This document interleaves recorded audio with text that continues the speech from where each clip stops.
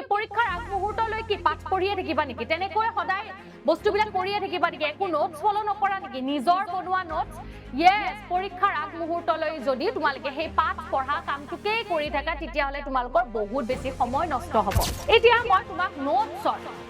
6টা ট্ৰিক কৈ আছো যে কেনেকৈ নোটছ বনাবা এনেকৈ পুৰা স্টাৰ বনাই এবিলাক লাইট চাইট বনোৱালৈ তোমাৰ পৰীক্ষা আহিবা নমস্কাৰ সকলোকে এতিয়া চোৱা যে নোটছ বনাও বুলি ভাবি আছা কিন্তু কেনেকৈ নোটছ বনাও তাক লৈ বহুত বেছি কনফিউজনত আছা নেকি এতিয়া আজিৰ সেশনটোত হে কনফিউজন দূৰ কৰিবলৈ মই আহি গলো যে টপাৰ্স বিলাকে কেনেকৈ গুড নোটছ মানে বেষ্ট নোটছ বনাই মন দি চাবা যে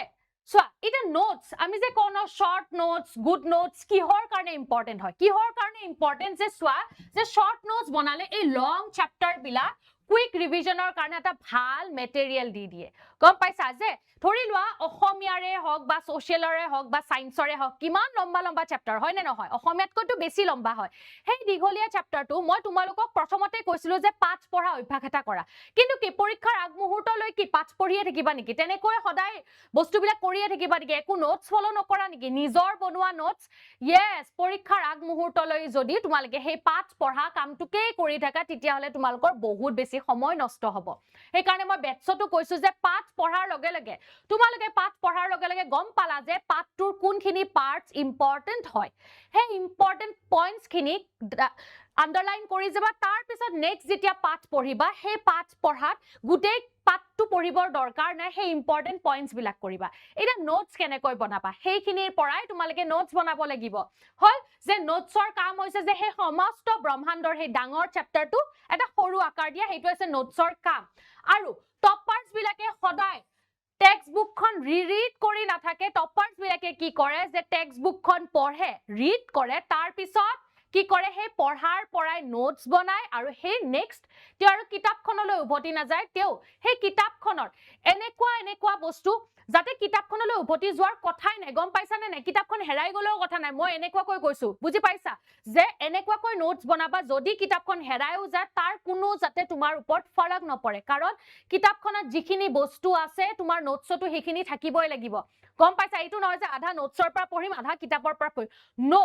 নোটছ মানে হৈছে নোটছে গম পাইছা কোৱেশ্চন আনসাৰ বেলেগ কোৱেশ্চন আনসাৰ সেগমেন্টটোৱে বেলেগ হয় নোটছ বেলেগ বস্তু হয় হয় আৰু গুড নোটছে সদায়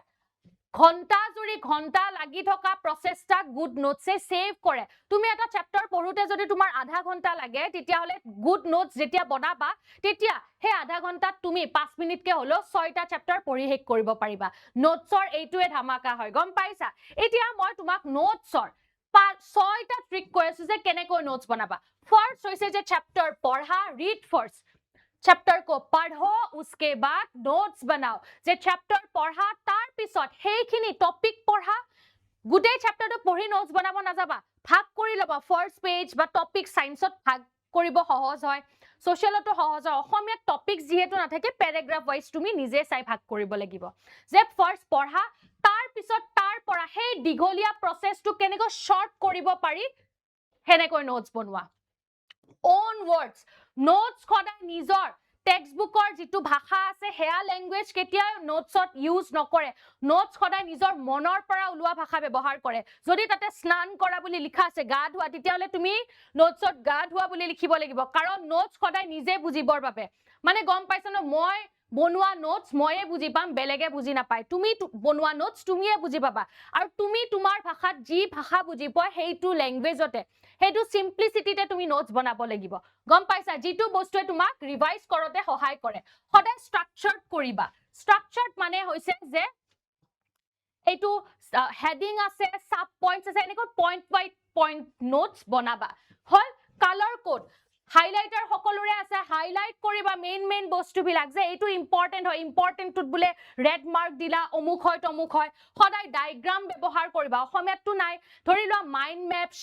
চাৰ্ট বিলাক তেনেকুৱা ধৰণৰ বস্তু ব্যৱহাৰ কৰিবা আৰু ৰিভিউ লাষ্টত নোটছ খিনি বনোৱাৰ পিছত ৰিভিউ কৰিবা এতিয়া চোৱা এটা নোটছ দুটাই নোটছ বিৰাট ধুনিয়া হয় কিন্তু মই কও যে এইটো নোটছত কেতিয়া আগ নাবাঢ়িবা সদায় এইটো সিম্পলিসিটি ইজ দ্য বেষ্ট এইটো নোটছত হে যাবা হল এনেকৈ তুমি যদি এনেকৈ পুৰা স্টাৰ বনাই এইবিলাক লাইট সাইড বনোৱালৈ তোমাৰ পৰীক্ষা আহি পাব পৰীক্ষাৰ পিছদিনাহে তুমি ৰিভিজন কৰিব পাৰিবা গম পাইছা সদায় সিম্পল ৱেট থাকিবা হাইলাইটাৰ আছে ধৰি লোৱা এইটো এটা হাইলাইট কৰিলা এইটো লাইন কাটি দিয়া নাই দে হাইলাইট কৰিছো হল নেক্সট কালাৰ কোড থাকিব নহয় এইটো এটা মেইন পইণ্টছ হয় এনেকৈ ফাৰ্স্ট পঢ়িবা পঢ়াৰ পিছত নোটছ বনাবা নোটছ বনোৱাৰ পিছত